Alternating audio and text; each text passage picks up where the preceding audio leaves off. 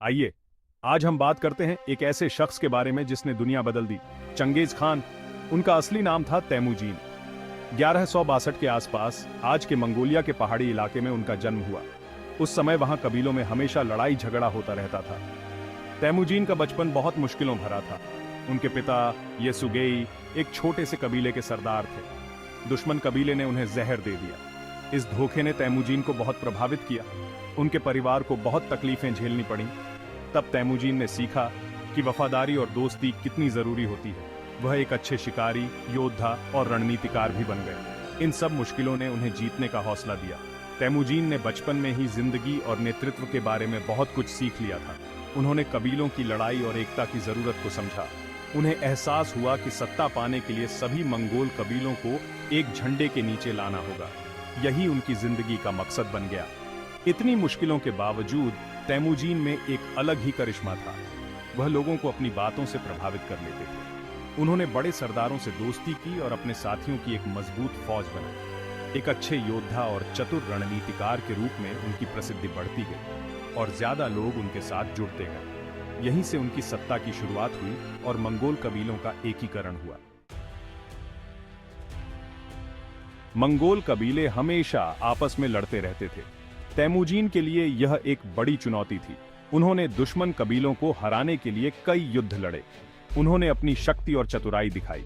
लोगों को जोड़ने और उनमें वफादारी जगाने की उनकी क्षमता ने बिखरे हुए कबीलों को एक करने में बहुत मदद की। तैमूजीन की युद्ध रणनीतियां नई और कारगर थीं। उनकी घुड़सवार सेना बहुत ही अनुशासित और तेज थी। वे तीरंदाजी में भी माहिर थे। उन्होंने अपनी सेना को 10, 100, 1000 और 10,000 के दलों में बांटा। इससे सेना में बातचीत और तालमेल बेहतर हुआ और उनकी सेना बहुत मजबूत बन गई। युद्ध जीतकर और दोस्ती करके तैमूजीन ने धीरे धीरे सभी मंगोल कबीलों को अपने कब्जे में कर लिया। हारे हुए कबीलों को उन्होंने अपने बढ़ते हुए साम्राज्य में शामिल होने का मौका दिया। उन्हें सुरक्षा और युद्ध के लाभ में हिस्सा देने का वादा किया। इससे उनकी ताकत बढ़ी और एक मजबूत मंगोल सेना बनी। 1206 तक तैमूजीन ने सभी मंगोल कबीलों को एक कर दिया था। एक बड़ी सभा कुरुलताई में उन्हें चंगेज खान घोषित किया गया, जिसका मतलब होता है सार्वभौमिक शासक। ये मंगोल इतिहास में एक नया मोड़ था। चंगेज खान का खिताब सिर्फ एक सैन्य नेता का नहीं था। ये एक नए राष्ट्र और एक शक्तिशाली साम्राज्य के जन्म का प्रतीक था।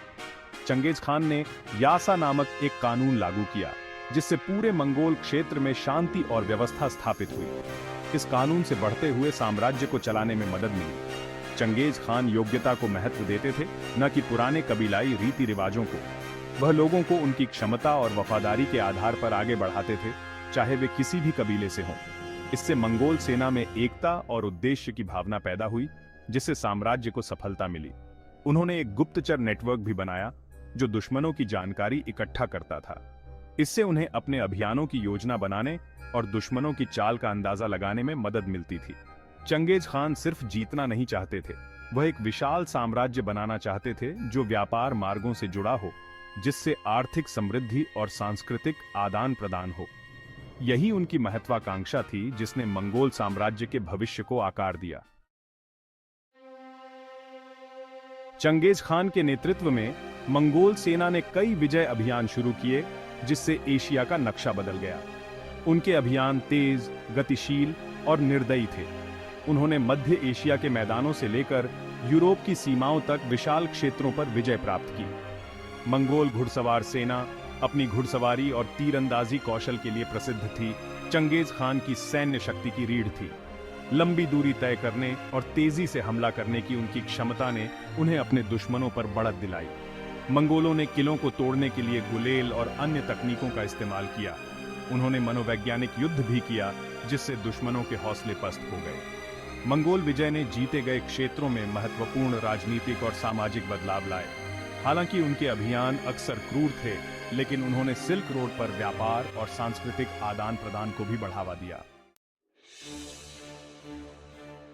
ख्वारज़मियन साम्राज्य मध्य एशिया का एक शक्तिशाली राज्य के साथ संघर्ष चंगेज खान के पश्चिम की ओर विस्तार में एक महत्वपूर्ण मोड़ था। ख्वारज़मियन शाह ने चंगेज खान की सत्ता को मानने से इनकार कर दिया और मंगोल दूतों का नरसंहार कर दिया, जिससे पूर्ण युद्ध शुरू हो गया। चंगेज खान ने ख्वाजमियनों के खिलाफ अपने अभियान की सावधानीपूर्वक योजना बनाई, अपनी सेनाओं को रणनीतिक रूप से तैनात किया। मंगोल सेनाओं ने समरकंद और बुखारा सहित प्रमुख ख्वाजमियन शहरों पर कब्जा कर लिया, अपनी सैन्य श्रेष्ठता का प्रदर्शन किया। शाह का बेटा जलाल अल-दीन मिंगबर्नू एक दुर्जेय विरोधी के रूप में उभरा, जिसने मंगोलों के आगे बढ़ने का जमकर विरोध किया।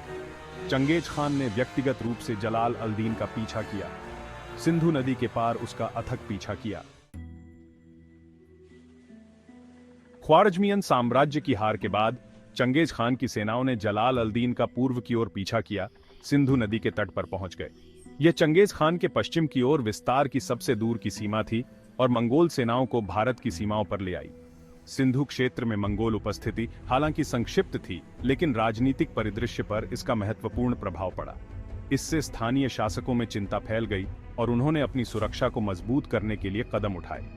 चंगेज खान ने भारत पर आक्रमण करने पर विचार किया, लेकिन अंततः पूर्ण आक्रमण के खिलाफ फैसला किया। सिंधु क्षेत्र से मंगोलों की वापसी उनके पश्चिम की ओर विस्तार में एक महत्वपूर्ण मोड़ थी। चंगेज खान ने मध्य एशिया में अपने लाभ को मजबूत करने का फैसला किया।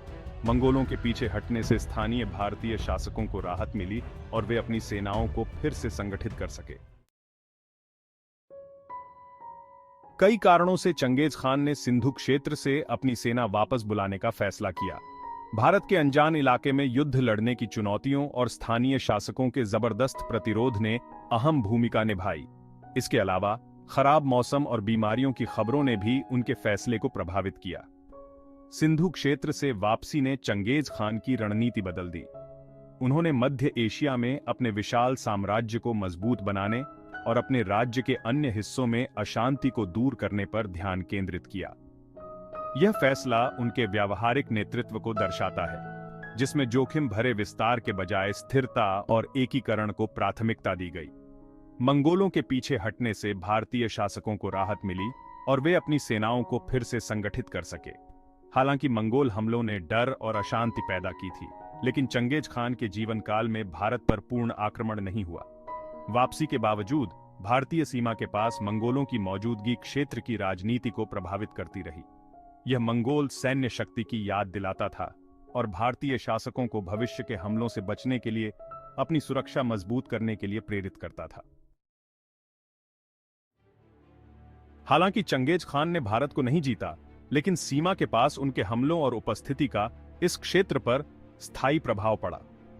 आगे मंगोल आक्रमणों के डर से भारतीय शासकों ने सैन्य तैयारियों में भारी निवेश किया, किलेबंदी को मजबूत किया और अपनी सेनाओं का विस्तार किया।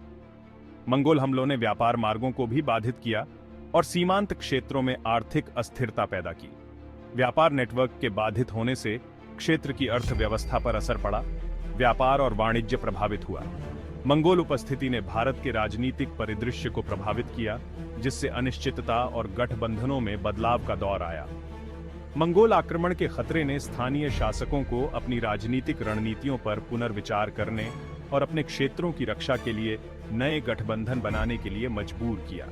मंगोल हमलों की याद इस क्षेत्र की सामूहिक चेतना में अंकित रही, जिसने आने वाली पीढ़ियों के लिए भारतीय शासकों की राजनीतिक और सैन्य रणनीतियों को आकार दिया। मंगोल खतरा भारतीय उपमहाद्वीप के सैन्य और राजनीतिक परिदृश्य को आकार देने में एक महत्वपूर्ण कारक बन गया। चंगेज खान की विरासत उनकी सैन्य विजयों से कहीं आगे तक फैली हुई है। उन्होंने मंगोल कबीलों को एकजुट किया, एक शक्तिशाली साम्राज्य बनाया जो एशिया और यूरोप तक फैला था। उन्होंने एक एकीकृत कानूनी संहिता स्थापित की, व्यापार को बढ़ावा दिया और सिल्क रोड पर सांस्कृतिक आदान प्रदान को बढ़ावा दिया। उनकी सैन्य प्रतिभा और नवीन रणनीतियों ने युद्ध में क्रांति ला दी, जिसका सैन्य इतिहास पर स्थायी प्रभाव पड़ा। मोबाइल घुड़सवार सेना के उनके उपयोग ने परिष्कृत घेराबंदी रणनीति और मनोवैज्ञानिक युद्ध के साथ मिलकर उन्हें इतिहास के सबसे महान सैन्य नेताओं में से एक के रूप में स्थापित किया। चंगेज खान के साम्राज्य ने पूर्व और पश्चिम के बीच वस्तुओं, विचारों और प्रौद्योगिकियों के आदान प्रदान को सुगम बनाया, जिससे वैश्वीकरण के दौर में वृद्धि हुई। मंगोल साम्राज्य ने दुनिया के विभिन्न हिस्सों को जोड़ने, व्यापार और ज्ञान के आदान प्रदान को सुविधाजनक बनाने में महत्वपूर्ण भूमिका निभाई। उनके नेतृत्व ने एशिया के राजनीतिक परिदृश्य को बदल दिया, मंगोल प्रभुत्व के एक ऐसे युग की शुरुआत की जो सदियों तक चलेगा। मंगोल साम्राज्य ने एशिया और उसके बाहर के इतिहास को गहराई से प्रभावित किया, राजनीतिक और सांस्कृतिक परिदृश्य पर एक स्थायी विरासत छोड़ी। चंगेज खान की सैन्य सफलताओं का श्रेय उनकी शानदार रणनीतियों और नवीन रणनीति को दिया जा सकता है। उन्होंने एक अत्यधिक अनुशासित और मोबाइल घुड़सवार सेना को नियोजित किया, जिसमें तेज युद्धाभ्यास और विनाशकारी तीरंदाजी रणनीति का उपयोग किया गया।